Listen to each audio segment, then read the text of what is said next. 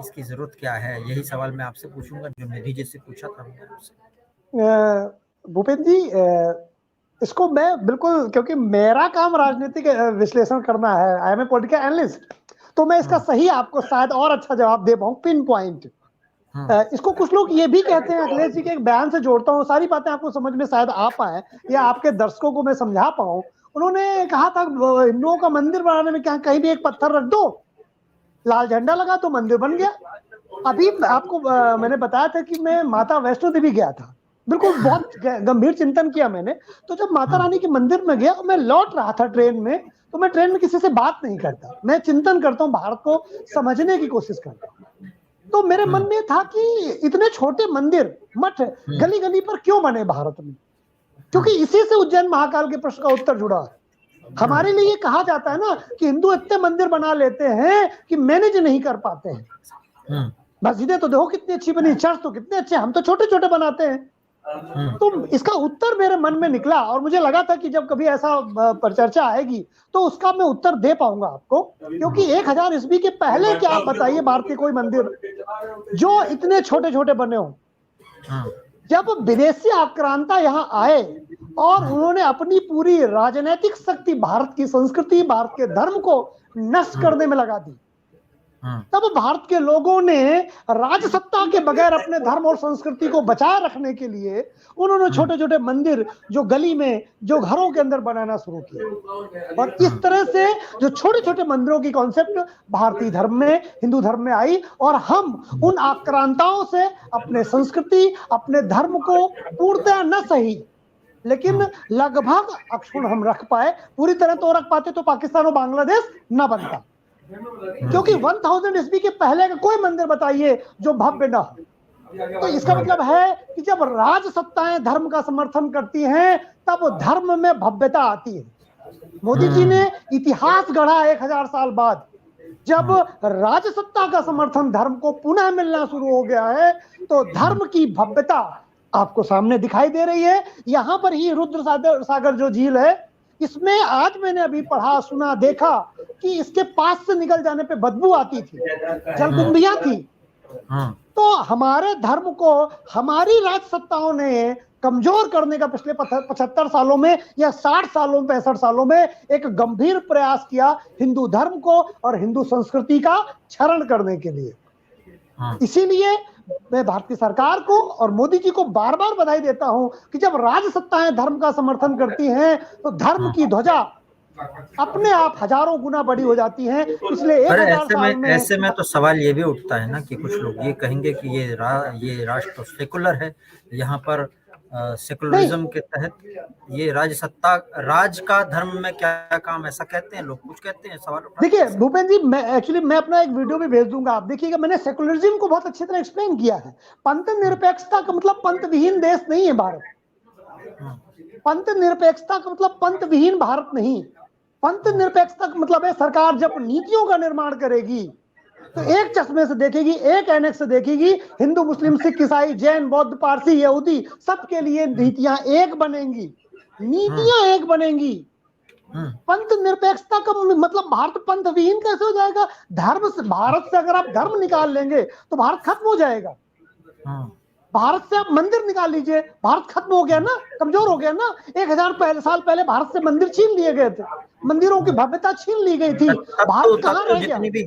तब तो जितनी भी मंदिर थे उस समय मंदिरों की ऐसी व्यवस्था थी कि एक सिस्टम चलता था और कम से कम आसपास के 50-60 गांव उससे जुड़े रहते थे और वहाँ की पूरी आर्थिक गतिविधि, अगर आप अनुमति दे तो मैं 30 सेकंड में इसे समझा सकता हूँ जी। एक मंदिर बना, मंदिर में पुजारी आए, पुजारी के साथ फूल माला आया, फूल माला के साथ मिठाई की दुकान आई, मिठाई की दुकान के साथ होटल आए, होटल के साथ रेस्टोरेंट आए, रेस्टोरेंट के साथ बसेज आए, टैक्सी आए, टेम्पो आए, पूरा का पूरा एक इकोसिस्टम डेवलप होता है। तो राजा को जब कोई नया शहर बनाना होता था 1000 ईस्वी के पहले, वो एक भव्य मंदिर बना देते थे, बाकी का सारा इकोसिस्टम अपने आप तैयार हो जाता था। यही है भारत की आर्थिक व्यवस्था का आधार।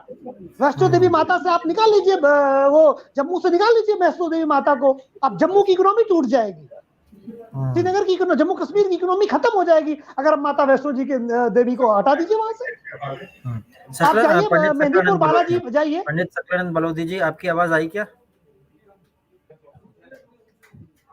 भूपेंद्र जी, आप धर्म धारण करने वाला धर्म की परिभाषा बता रहे हैं, रिलीजन की नहीं।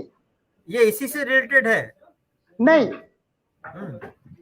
सनातन धर्म तो वो इसी से धर्म मतलब रिलेटेड है। धारणा नहीं, वो हो सकता है वो धर्म धारणा। हर मनुष्य का जो धर्म है वो 10 धर्म है। एक वो धर्म जिसको हम अपने ईश्वर के रूप में मानते हैं, उसमें नहीं आता है धर्म 10 गुण। पहली बात। दूसरी बात, मोदी जी देश की संस्कृति को आगे बढ़ा। धर्म का मतलब, आप शिव का मतलब धर्म कहाँ है? शिव का मतलब तो संस्कृति है। ठीक कह रहे हैं। आप शिव को हिंदू से क्यों जोड़ रहे हैं? वो तो संपूर्ण सृष्टि के रचयिता है। तो उनके लिए तो मुसलमान, सिख, ईसाई, जैन, बौद्ध सब एक ही है। बिल्कुल। जब भगवान शिव थे तब इस्लाम कहाँ था? शिव तो आदि है, अनंत है। इस्लाम तो रिलीजन अभी पैदा हुआ है 1400 साल पहले। शिव कब पैदा हुए? कोई तारीख बता दे मुझे, मैं डिबेट करना बंद कर दूंगा। बताइए शिव किस तारीख को कोई पैदा हुए हैं? जब सृष्टि का जन्म नहीं हुआ था, हिंदू नाथ के रूप में शिव का जन्म, शिव की उत्पत्ति थी।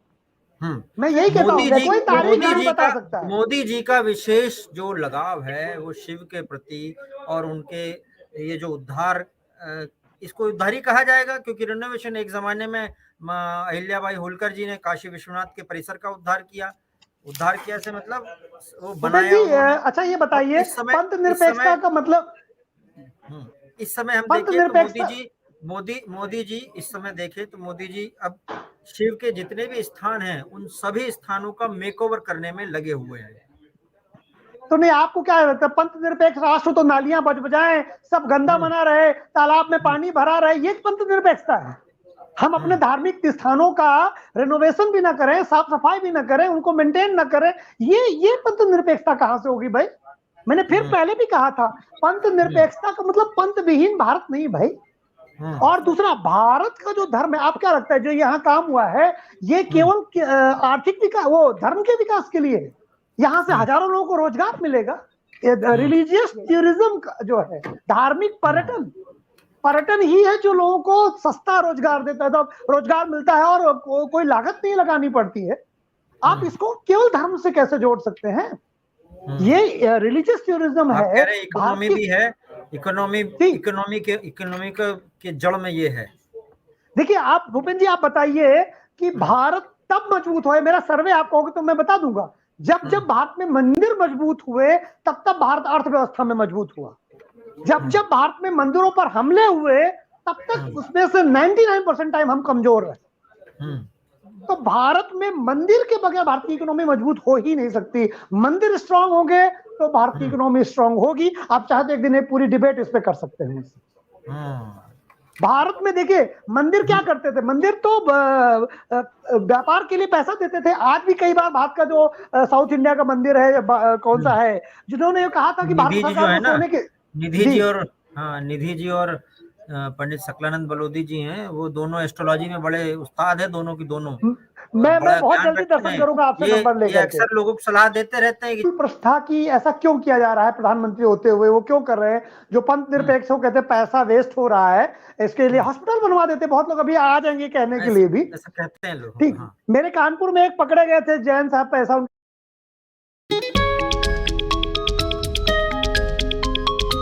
जी आपका प्रश्न था मूल प्रस्था की ऐसा क्यों किया जा रहा है, प्रधानमंत्री होते हुए वो क्यों कर रहे हैं? जो पंथ निरपेक्ष हो कहते हैं पैसा वेस्ट हो रहा है, इसके लिए हॉस्पिटल बनवा देते। बहुत लोग अभी आ जाएंगे कहने के लिए भी, ऐसा कहते हैं लोग। ठीक।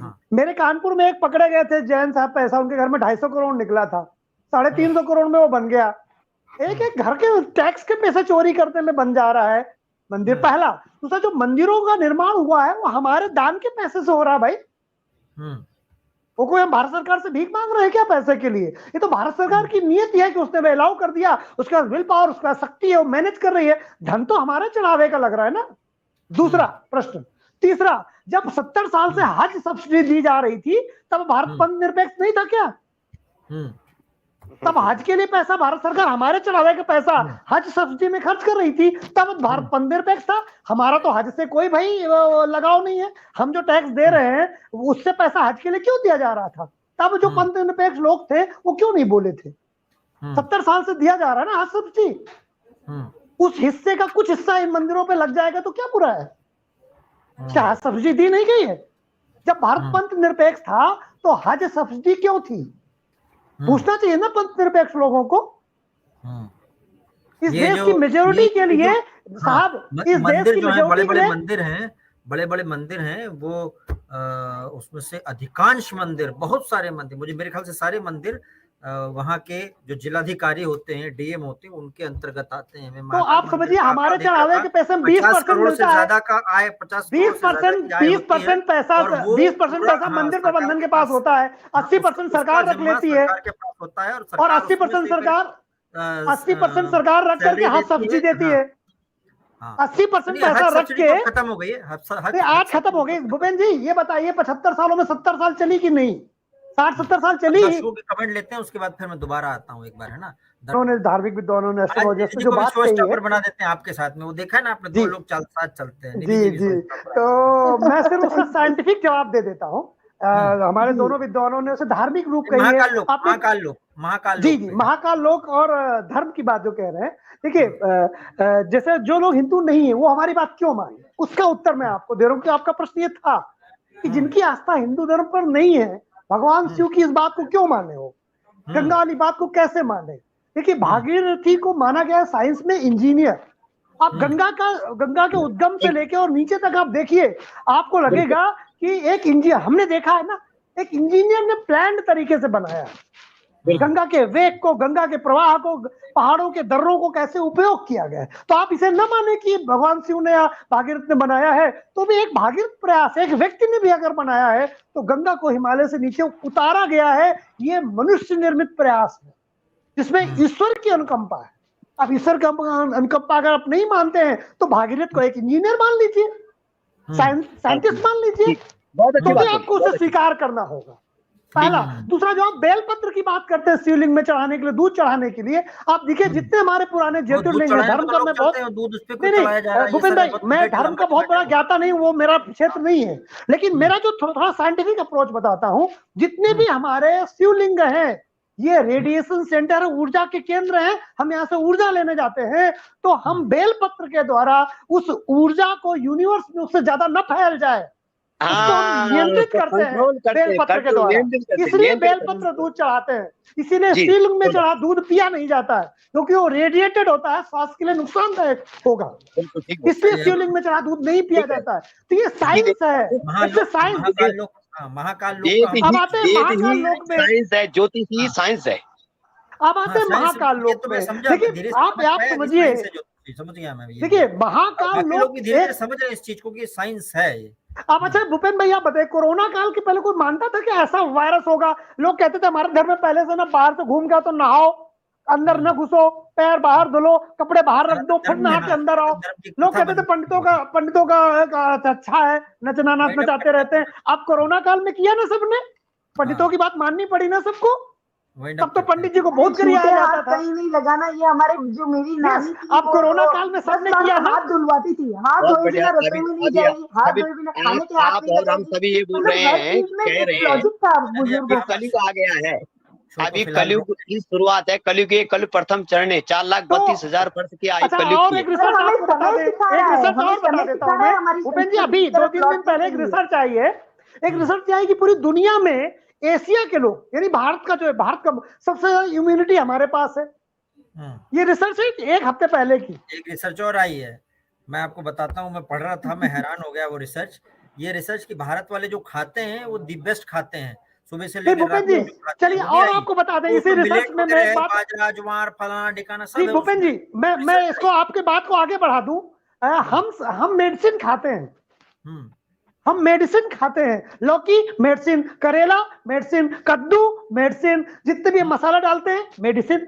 हमारे ऋषियों ने दवा हमारे भोजन में रखा है। इसी दिन इस पे रखेंगे, सिद्धार्थ जी बेचारे चुपचाप हो गए क्योंकि उनको पकड़ के रखा है हमने बड़ी देर से, अब जाना है उनको। तो हिंदू जीवन इसीलिए सबसे कहा है भूपेन जी, एक लास्ट लाइन, हिंदू जीवन इसीलिए साइंस है, वे ऑफ लाइफ है, it's a science, it's a way of life, not a religion. NASA ने भी एक ये वैक्यूम के अंदर, ब्लैक होल में जो वैक्यूम होता है, पहले लोग, वैज्ञानिक लोग मानते थे कि वैक्यूम में कोई आवाज नहीं है, पर उन्होंने जब जुगाड़ लगाया, वहां पे कुछ यंत्र फिट किया होगा और वो आवाज को उन्होंने रिकॉर्ड किया, तो उस आवाज की जो आवृत्ति है वो उसी तरह की जो की आवृत्ति है। यस तो ऐसा नहीं खोज के लेकर आया है। अब तो धीरे धीरे मुझे लगता है विज्ञान जितना ज्यादा अपने आप को खोजेगा, जितना ज्यादा वैज्ञानिक बनेगा, उतना ज्यादा सनातन धर्म के करीब पाएगा, उतनी ज्यादा सनातन धर्म के नियम उसके पास आते जाएंगे। संस्कृति और ज्योतिष से विज्ञान का बहुत पुराना जुड़ाव है। ये पुष्पक विमान भी बता देता है, हमारे ऋषि मुनि बता देते हैं, जिन्होंने कई कई तरह के आविष्कार कर लिए बहुत सालों पहले। भगवान शिव ने गर्दन कट गई थी, बच्चे को हाथी की गर्दन लगा दी। आज हम इसी पे रिसर्च की करीब है ना, इसी पर रिसर्च कर रहे हैं। उसमें मेरा ये मानना है कि वो साइंस थी ना हमारे समय में, भगवान शिव इतने बड़े डॉक्टर भी थे वो तो। लोगों के, कई लोगों के लेकिन गले नहीं उतरती है बात, लेकिन कॉन्सेप्ट के रूप में देखें तो भाई ट्रांसप्लांटेशन तो हो रहा है, और हम उस स्टेज पे पहुंच जाएंगे कुछ सालों बाद। एनीवे, अब हम वाइंड अप करते हैं जरा, है ना। जी।